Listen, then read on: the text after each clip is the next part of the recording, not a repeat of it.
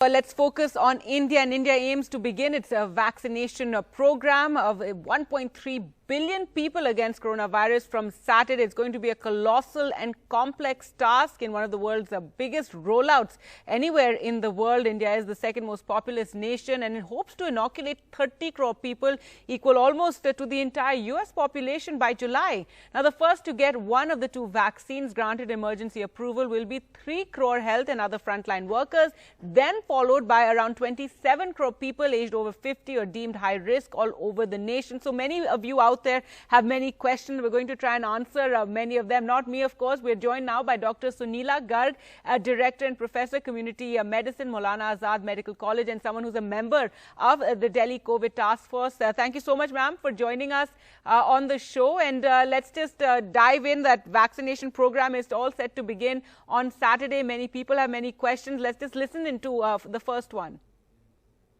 Good morning, doctor. My name is Pooja Bidodi. How do I ensure my parents get the vaccine quickly when the roll out begins? So she wants to know, doctor, how to ensure her parents get the vaccine quickly or they're there in line. I think this is something that's concerning many people. Yeah, number one is that basically if her parents are healthcare workers, they will be automatically enrolled, number one. Number two is that if the parents are elderly, that means more than 50 years of age, so they will get the number second. That means first will be taken into consideration our healthcare workers, frontline workers, and which will be then subsequently followed by the people who are there above 50 years of age. So in the second run, when we are talking of people who are 50 years of age, we will be going through the electoral poll, and it will be around that time we'll be having our CoWIN platform, which will be thrown open to the people. That means they can download the app. But I will also tell people at this juncture that beware of the fake apps. You must be downloading the real app and make sure that your parents' name is there or not. Otherwise, you can make an entry over there, and according to the time, they will get that. And by and large, we hope that everybody amongst these 30 crore individuals, they get vaccinated by July. All right. So we're aiming to have a 30 crore vaccinated by July. We have another tweet question sent in to us. Vaibhav has asked a question. Can we choose between the two vaccines? We cannot choose between the two vaccines because we have, looked at both the vaccines very carefully, which are equally, safe, equally immunogenic, and, they are having good efficacy.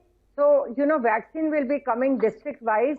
And one thing which one has to keep in mind, if one time you get Covishield, the second time also you will get Covishield vaccine, and which will be insured through CoWIN app. So our standard operating procedure manual is quite very good, and it is very standardized to make sure that everything happens in place. And that's how we had approximately 3 dry runs in quite a number of places to make sure that we do not, kind of miss out on these things. So we are very sure about both of these vaccines, safety, efficacy part. So there should be no worry and there should be no vaccine hesitancy, as I were to bring to everybody's attention. Absolutely, ma'am. Let's just listen in to the next question. Even after the vaccine, people will have to follow all precautions. Why is that? Right. So this is something that has been said that even after you get the vaccine, you must, continue with, mass social distancing, and that people have questions about that. Yeah. See, one thing is that before the vaccine, after the vaccine, we have to carry on with the COVID appropriate behavior for quite some time till, we achieve the herd immunity and we wean off from the virus, from the country setup itself. We should wait for a stage till we become have an endemic kind of a situation. But COVID appropriate behavior, I think it's one of the very important things which will prevent us from so many other things also. Now, if you will see, like whether we are talking of, the episodes of acute respiratory infections, or we are talking of asthmas or bronchitis and all, they're also much less if people are wearing masks and all that. Much lesser number of acute respiratory infections. And also we have focused a lot on hand washing and, sanitization and maintaining distances, which also saves us from other problems. So COVID appropriate behavior has to be followed in for quite some time, and we should be very sure that we are having, much lesser burden of the disease. And till that time, people have to follow that. And I'm sure people are, by now they're used to it and they are not fed up of this behavior. So this has to be inculcated as part of the lifestyle. All right. So this COVID-appropriate behavior, this pandemic behavior that we've all been practicing is something that we need to continue even after the vaccination begins. Thank you so much, Dr. Sunila Garg, for joining us and answering all those questions for us.